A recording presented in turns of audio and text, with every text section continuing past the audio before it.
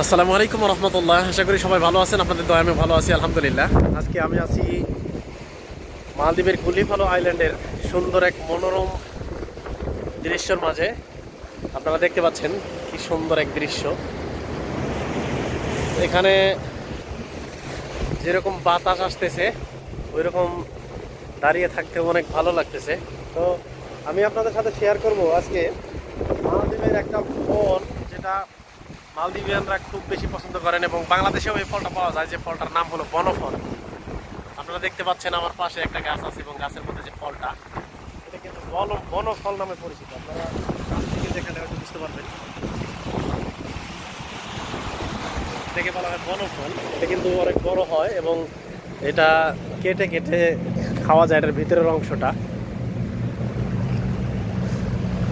দেখতে পাচ্ছেন, অনেকগুলো ফল এখানে আছে।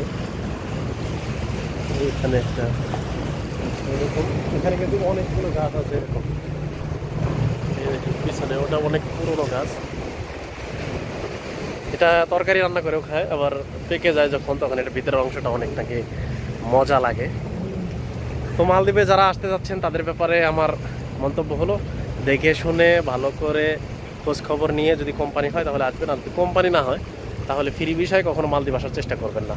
ধন্যবাদ সবাইকে। আসসালামু আলাইকুম রহমতুল্লাহ।